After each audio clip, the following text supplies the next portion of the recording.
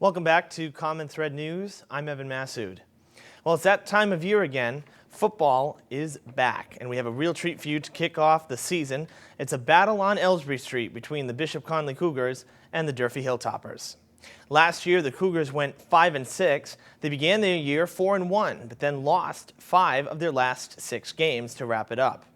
Meanwhile, across the street at Durfee, the Hilltoppers had a miserable season, to say the least. They went 0-10 and extended their losing streak that began back in 2011. They would love nothing more than to prove the doubters wrong with a win on opening day. And with both schools right across the street from each other, plenty of fans on hand for both sides. First quarter, already 7-0 Durfee. Trevellis Oliver finds Colby Cabral in stride for the 37-yard touchdown pass. Hilltoppers up 13-0. They led 13-7 at halftime. Third quarter now, Connolly in the red zone. Brian Quinn on third down. Quick pass to Mike Sullivan for the 9-yard touchdown reception. Cougars now in front 14-13. Next drive for Durfee. Oliver steps back. Pressure coming from Brendan Torres. He gets the pass off, and it is intercepted by Drew Keys at the 15. Runs it back for the score. It's a pick six, and Connolly now ahead 21-13. Both sides each found the end zone one more time in the game. The Cougars topped the Hilltoppers on opening day 28-19. So the Cougars pull out the win as Durfee's bad luck continues. The Hilltoppers will play one more at home versus the Taunton Tigers before heading out on the road for 2. Meanwhile, across the street, Connolly will have their first home game this Saturday against the Blue Hills Warriors, a tough Mayflower League opponent. Kickoff is at 1 p.m. All right, time to head to Chew Park to wrap up FRIBL. The Royals find themselves in a must-win situation, down 2-1 in the best-of-5 series. They will try to force a sudden death Game 5, but the Dodgers have other plans as they look to close the door and grab the title.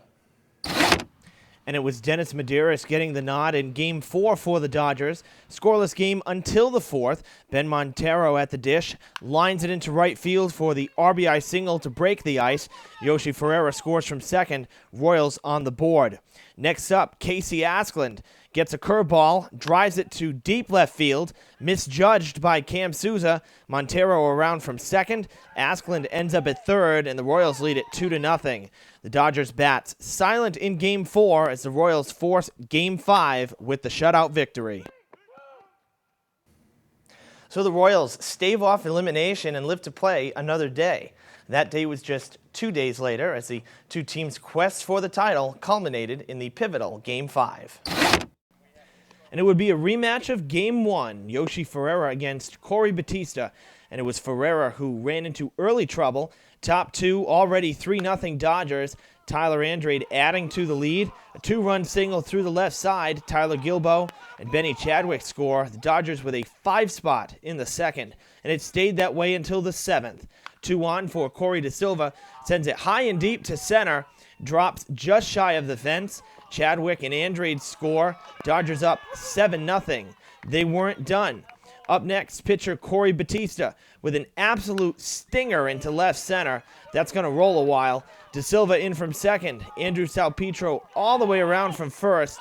The Dodgers thrilled. It's a 9-0 lead. Bottom 7, Batista looking to finish it off. Gets John Beaupre swinging. The Dodgers can celebrate. They take the 2013 title with the 10-1 win in Game 5. And yes, Corey Batista, your player of the game, on the mound, went 7 innings, allowed 4 hits and a run, walked 1, and struck out 13. He also got it done at the plate with his bat. 2 hits, a run, and 2 RBI in the game. And so despite so much adversity, the Dodgers are the 2013 FRIBL champions. And in speaking with the team after the win, they told me they dedicated this series to one of our city's fallen soldiers, Ethan Gonzalo. Prior to his passing, he was planning on joining the Dodgers with his longtime best friend and fellow soldier, Tyler Andrade, upon his return home. Ethan died serving our country overseas in 2011. Tyler now wears Ethan's number 38 in memory of his friend. So a nice tribute from the Dodgers as another FRIBL season comes to a close. Now, fall ball has begun, and there will still be baseball at Chew Park for the next few weeks. So for more information on the teams competing and their schedules, visit the league's website at www.fribl.net. That will do it for sports. I'm Evan Massoud. Have a great week.